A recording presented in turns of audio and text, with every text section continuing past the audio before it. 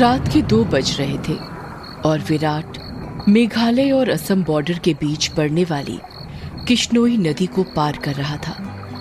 दूर दूर तक अंधेरा छाया हुआ था।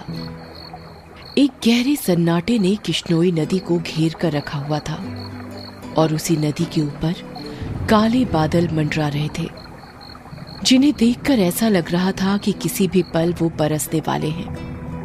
नदी में घुटनों तक पानी था जो धीमी रफ्तार के साथ बहे जा रहा था। विराट के एक हाथ में मोबाइल का टॉर्च था तो दूसरे हाथ में साइकिल का हैंडल।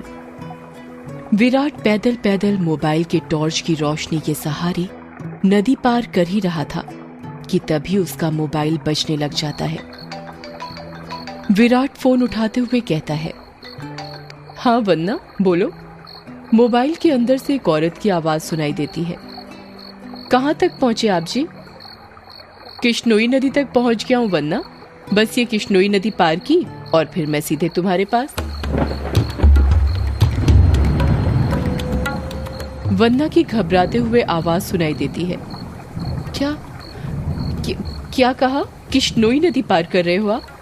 और नहीं तो क्या, अब तुम्हें तो पता ही है कि बंगला मुडा गांव से रोगंका मुचा गांव जाने का एकमात्र यही रास्ता है और वो भी नदी पार करके जाना पड़ता है। आपको इतनी रात में वापस नहीं आना चाहिए था, ग्रेवयार्ड कोठी में ही रुक जाना चाहिए था। आपको पता है ना नदी के पास वो घूमती है। विराट हैरानी के साथ पूछता है, वो घूमती है मतलब? आपको सब पता है पर फिर भी आप जानबूझकर ऐसा बोल रहे हैं ना। माँ जी ने बताया था ना कि नदी पार करते वक्त उसका नाम नहीं लेना चाहिए वरना वो सच में आ जाती है। वंदना, तुम भी ना कहाँ माँ की बातों में आ गई। लगता है माँ ने तुम्हें भी यक्षिणी की कहानी।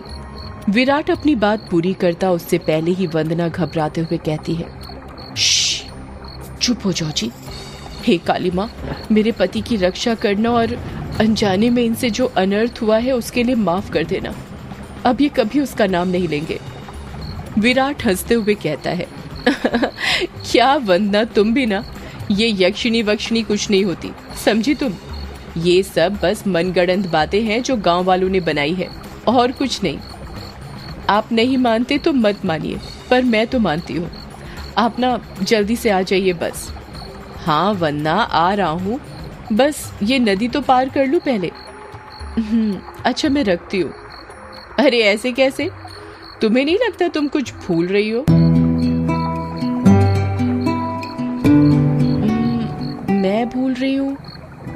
क्या भूल रही हूँ? यक्षिणी के बारे में याद रख सकती हो, लेकिन ये याद नहीं रख सकती कि आज हमारी शादी की सालगिरह है। गलती हो गई जी, माफ कीजिएगा। आपकी फिक्र में तो मैं भूल ही गई थी। विराट मुंह बनाते हुए कहता है, अब भूल गई थी तो उसकी सजा तो मिलेगी तुम्हें। सजा के लिए तैयार रहना। वंदना प्यार से पूछती है, अच्छा तो क्या सजा देंगे आप? तुम्हारी सजा ये है कि तुम्हें आज रात भर जागना पड़ेगा। वंदना शर्मा जाती है और शर्माते हुए कहती है, आप भी ना कैसी कैसी बातें करते हैं आप। अरे अपनी पत्नी से ऐसी बातें नहीं करूंगा तो किससे करूंगा। ठीक है, आ जाइए, मैं इंतजार कर रही हूँ आपका, जल्दी आना।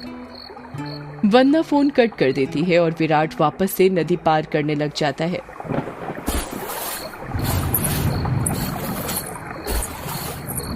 अभी विराट ने 1-2 कदम ही आगे बढ़ाए थे कि तभी उसको पायल बजने की आवाज सुनाई देती है। विराट को लगता है कि उसके पीछे से कोई लड़की भागते हुए निकली हो। पायल की आवाज सुनकर विराट जहां पर था वहीं पर रुक जाता है और पीछे मुड़कर देखने लग जाता है।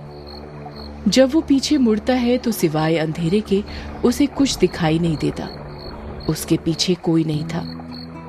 ये वंदना भी ना यक्षिणी का नाम लेकर मेरे मन में उसका वहम डाल दिया और वही वहम डरा रहा है अब मुझे। और वैसे भी मैं तो खुद यक्षिणी से मिलना चाहता हूँ। बड़े चर्चे सुने हैं उसके, सुना है बड़ी खूबसूरत है। इतना कहकर विराट वापस से आगे बढ़ने लग जाता है। विराट मुश्किल से अभी 1-2 कदम चला ही था कि तभी उसे नदी के किनारे पर एक काला साया दिखाई देने लग जाता है।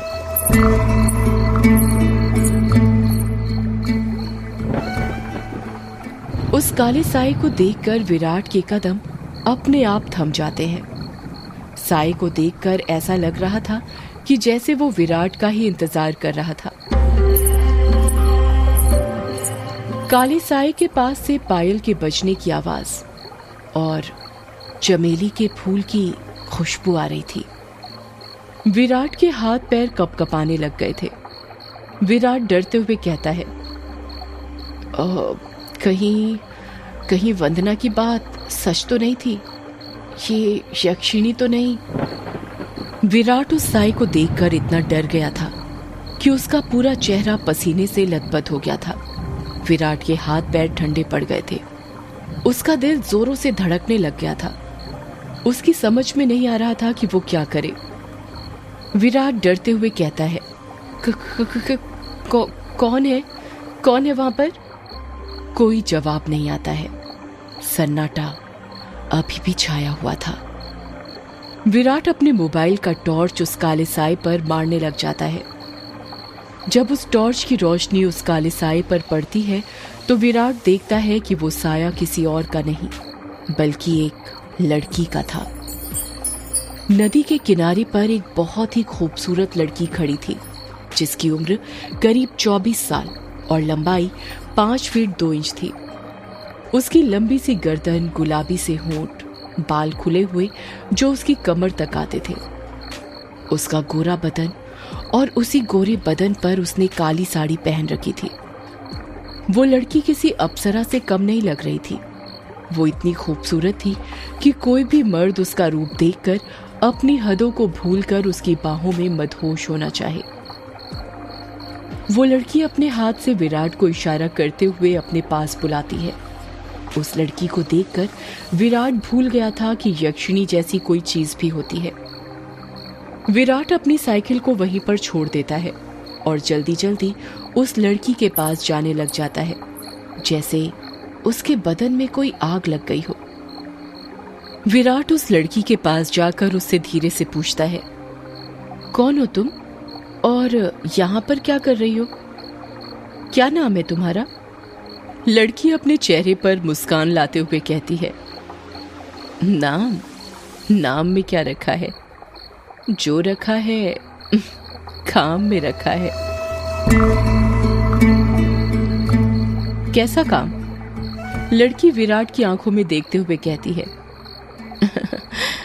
वही काम जो तुम घर पर जाकर अपनी पत्नी के साथ करने वाले थे।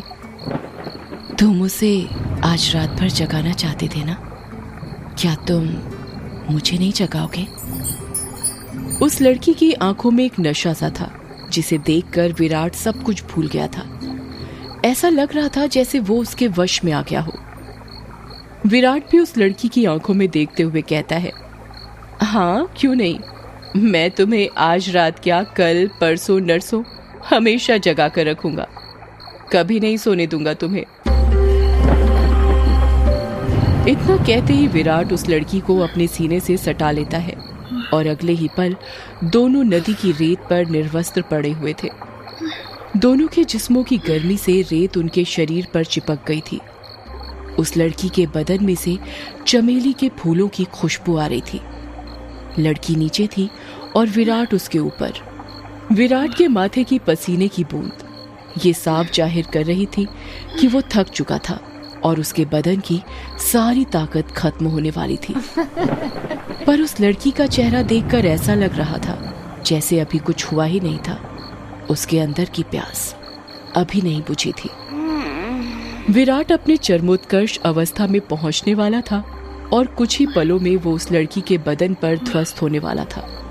तभी उसकी नजर उस लड़की के वक्ष पर पड़ती है और वो देखता है कि उस लड़की के वक्ष पर धीरे धीरे झुर्रियां आने लगी थी।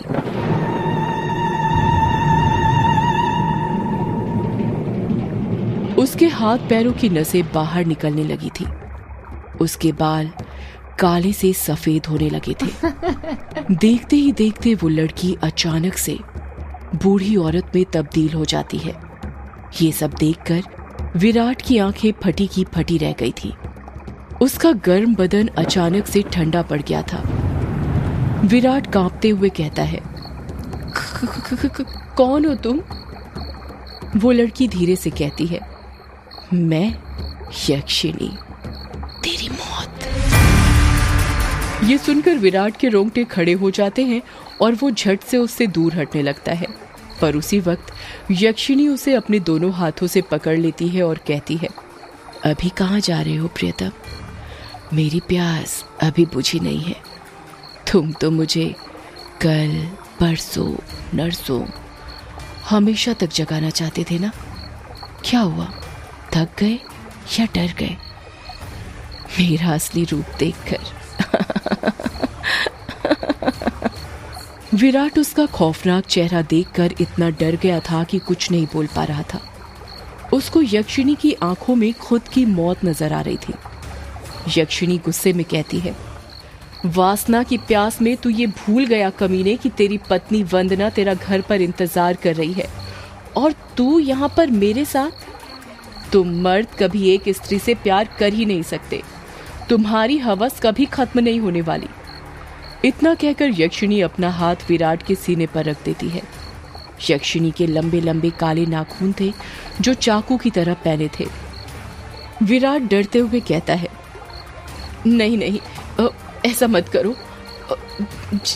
जाने दो मुझे। जाने ही तो दे रही हूँ, भोली भेंटोला, भोली भेंटोला। इतना कहकर यक्षिणी अपना हाथ विराट के सीने के अंदर घुसा देती है और उसी वक्त जोर से काले बादल गरजने लगते हैं और बारिश होने लगती है। विराट के शरीर का खून नाखूनों के सहारे यक्षिणी के शरीर में जाने लगता है। जैसे जैसे खून यक्षिणी के शरीर के अंदर जा रहा था, वो वापस से जवान होती जा रही थी। यक्षिणी वापस से अपने पुराने रूप में आ गई थी और विराट का शरीर सूखकर सफेद पड़ गया था। उसके अंदर खून की एक बूंद तक नहीं थी, पर उसकी धड़कनें अभी भी चल रही थी। यक्षिणी अपना मुंह विराट के कान के पास ले जाती है और फुसफुसाते हुए कहती है, राम रो न राम रो, राम रो न राम रो। इतना कहकर यक्षिणी अपना खून से सना हाथ विराट के सीने से बाहर निकालने लग जाती है। जैसे ही यक्षिणी अपना हाथ विराट के सीने से बाहर निकालती है, विराट अपना दम तोड़ देता है, क्योंकि यक्षिणी के हाथ में विराट का दिल था जो सिकुड़ चुका था। अगले ही पल यक्षिणी विराट का दिल लेकर गायब हो जाती है, ठीक उस तरह जिस तरह बारिश की बूंदें होती हैं।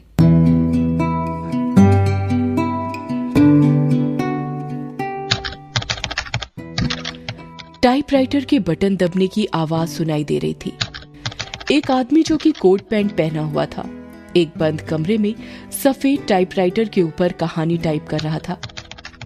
उस आदमी ने बड़ा सा गोल चश्मा पहना हुआ था। कमरे के अंदर चारों तरफ बुक सेल्फ रखी हुई थी, जिनमें करीब 1000 से भी ज्यादा किताबें जमी हुई थी। टेबल के ऊपर ही एक ऐश ट्रे थी, जिसमें कुछ आधी जली तो कुछ पूरी जली सिगरेट और ऐश रखी हुई थी। लेखक खुद से कहता है, चलो ये भाग तो पूरा हुआ, अब दूसरे भाग में वंदना अपने पति की मौत का बदला लेगी, साथ में यक्षिणी के अभिशाप का पता लगाएगी और उसे इस अभिशाप से मुक्ति दिलाएगी। रीडर्स को बहुत दुख होगा विराट की मौत से, पर क्या करें, मौतें होंगी तभी तो हॉरर कहानी आगे बढ़ेगी। इतना कहकर लेखक एक सिगरेट जलाता है और उसके कश खींचते हुए अपने मोबाइल से किसी को फोन करने लग जाता है। फोन के अंदर से उबासी लेते हुए आवाज सुनाई देती है, हेलो कौन? हेलो जगदीश, वो मैं बोल रहा था कि कहानी तैयार हो गई है। अच्छा सर, आप हैं? क्या कहा आपने? कहानी तैयार हो गई? ये तो बहुत अच्छी बात है सर, पर बुरा मत मानिएगा सर, ये बात आप मुझे सुबह भी बता सकते थे। इतनी रात में कॉल करने की क्या जरूरत थी? लेखक सिगरेट का कश खींचते हुए कहता है, क्या कहा इतनी रात में? आखिर अभी वक्त ही क्या हुआ है? बस। लेखक ने इतना ही कहा था कि तभी उसकी नजर उसके हाथ की पुरानी सी वॉच पर पड़ती है और वो देखता है कि रात के 3:05 हो रहे थे। लेखक अपनी गलती महसूस करते हुए कहता है, अरे 3 बज गए, इतनी रात हो गई, मुझे तो पता ही नहीं चला, मुझे तो लगा अभी 9-10 बज रहे होंगे। कोई बात नहीं सर, मैं समझ सकता हूँ। आप इतनी लगन के साथ कहानी लिखते हैं कि आपको वक्त का एहसास ही नहीं होता। हाँ, ये तो है। देखना, जब ये किताब आएगी तो लोगों के रोंगटे खड़े हो जाएंगे। रात रात भर जाग कर ये कहानी लिखी है मैंने। वो तो होनी ही है सर, आखिर आपकी कहानी में जान होती है, इतनी जान कि सोए हुए मुर्दों को भी जगा दे और उनको भी कहानी सुनने के लिए मजबूर कर दे। वैसे अभी जो कहानी आपने लिखी है उसका नाम क्या है? इस कहानी का नाम है यक्षिणी, एक डायन। मोबाइल के अंदर से हैरानी के साथ आवाज सुनाई देती है। क्या कहा सर? यक्षिणी? हाँ, यक्षिणी। क्या हुआ, तुम इतने शॉक्ड क्यों हो रहे हो? सर, मैंने सुना है ये जो यक्षिणी है ये आपके गांव के पास जो किश्नोई नदी है वहां पर घुमा करती है और मर्दों के साथ वो सब, यानी वही सब करके उन्हें मार देती है। हाँ तो सर, आपको डर नहीं लगता जिस गांव में यक्षिणी घूमती है वहीं पर रहकर उसके बारे में कहानी लिखकर अगर यक्षिणी ने आपको कुछ कर दिया तो? जगदीश, यक्षिणी इतनी बुरी नहीं होती जितना गांव के लोग और तुम सब समझते हो।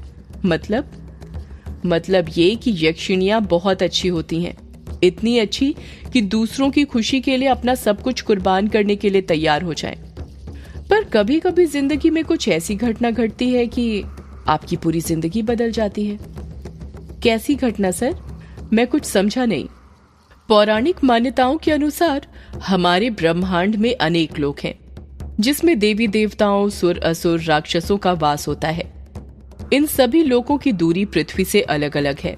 कहा जाता है कि इन सभी लोकों में विष्णु लोक सबसे ऊपर है और सबसे निचला लोक यक्ष, यक्षिणियों और अप्सराओं का है जो पृथ्वी से सबसे नजदीक हैं। जो लोग पृथ्वी के सबसे नजदीक हैं उस लोक के देवी देवताओं की पूजा करने से वो देवी देवता जल्दी प्रसन्न होते हैं। जगदीश बीच में ही बोल पड़ता है। ऐसा क्यों सर? उस लोक के देवी देवता इतनी जल्दी प्रसन्न क्यों होते हैं? क्योंकि लगातार ठीक दिशा और समय पर किसी मंत्र की साधना करने से उन देवी देवताओं तक तरंगे जल्दी पहुंचती हैं। यक्ष, यक्षिणियों के लोक में से ही एक यक्षिणी द्वापर युग के अंत में पृथ्वी पर आई थी जिसको एक अभिशाप मिला था।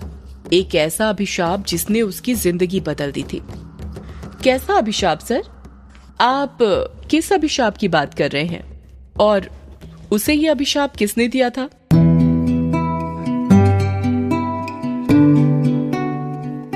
एक दूसरे लोक से पृथ्वी पर आई यक्षिणी को एक अभिशाप मिला था। आखिर क्या था वो अभिशाप और किसने दिया?